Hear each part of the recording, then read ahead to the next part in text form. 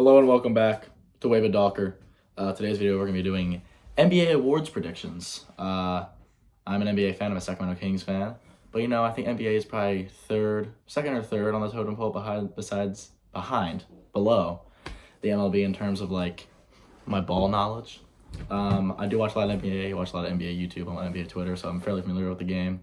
I've been a Kings fan this will be my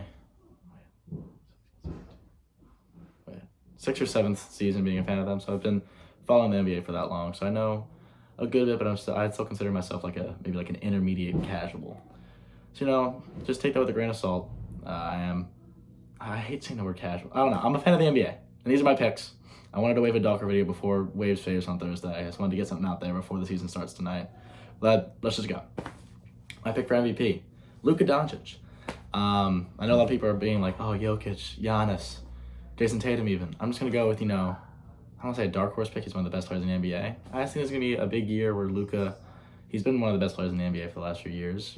He's pretty much averaging like 27, 7, and 7 consistently almost. Maybe a little less on the rebounds, but he's one of the best point guards in the league. And I think with Kyrie extended for 3 years and this kind of bolstered their lineup a little bit, they got Derek Lively from Duke. They have a very, it's a young roster almost, but with Kyrie and Luka, in the backcourt, I think they're going to be a pretty good team this year. And I feel like Luka's just going to show out and show why he's one of the best players in the league.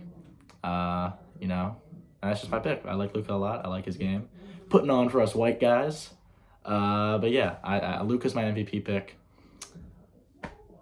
Yeah, whatever. He's my MVP pick.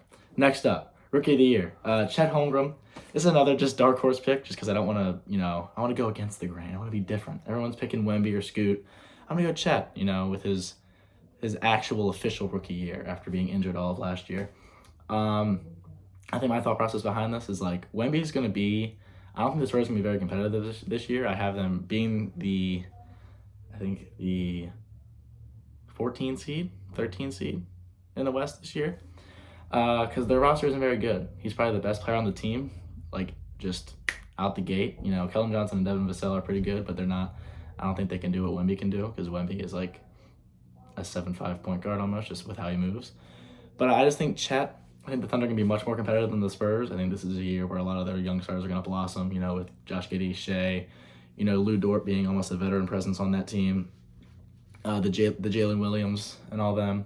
I think they're going to be a pretty good team. I think they're going to be hovering around 8, 9, 10, 11 seedish, competing for a playoff spot. And I think with Chet, what he can do and his size and his abilities and his ability to move with the ball and how, he was, he's a very KD-esque player, I think, in how he plays. I think he's a little bit of a better defender almost, but I don't know. I think Chet, he's going to be playing more meaningful basketball than Victor. It's weird calling him Victor. But I don't know. That's just my pick. I think he's going to be maybe second or third option, probably second option on that Thunder team behind Shea.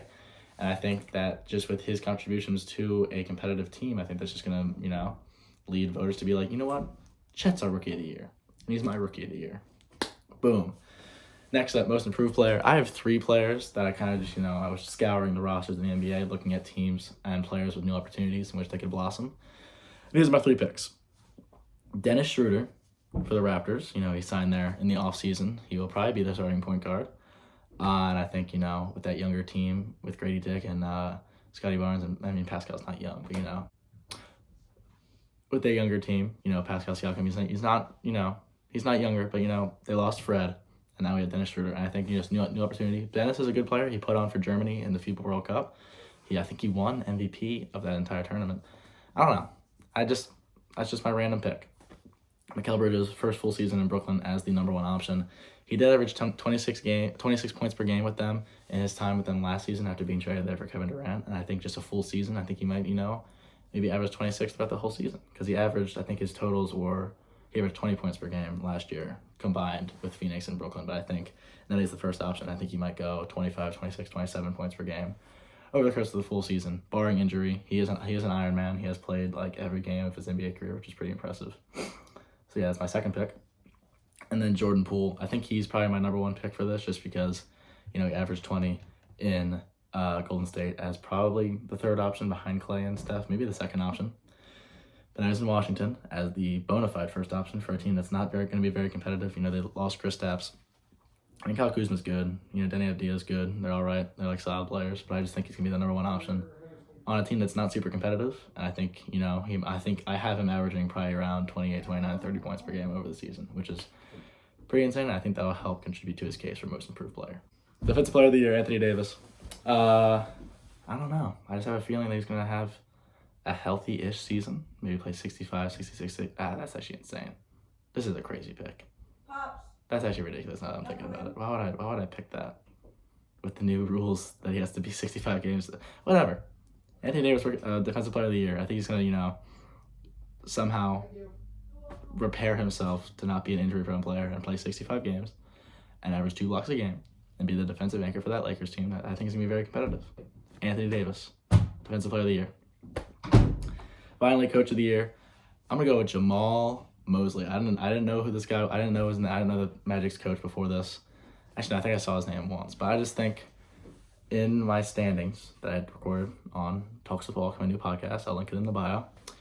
I think the Magic are going to be a top 7 seed in the East this year. You know, that's what I think. I think Franz and Powell are going to take really big leaps in year 3 and year 2. And I got Anthony Black, solid point guard out of Arkansas. Solid called Anthony Markelle Fultz, Gary Harris. It's a young team. I think they were like the 11th seed last year, something like that. And I think if they make the jump that I think they're going to in my standings prediction, I think they could warrant voters to be like, I think this Magic Jamal Mosley coach, I think he's going to be Coach of the Year. Did you know? They usually they either choose the team that wins like 65 games or the team that makes a big leap. You know, Mike Brown, my guy, Coach Mike, go Kings. He won Coach of the Year because the Kings were like the 12 seed last year, and then they up to the 3 seed, which is crazy. So if the Magic make a leap, which I think they will, I think he's going to win Coach of the Year. I hope you enjoyed. And this season starts tonight. Very exciting. Kings play tomorrow night. Very, very exciting. Basketball's back. Let's go. Hope you enjoyed. Like and subscribe. See you guys on the next video.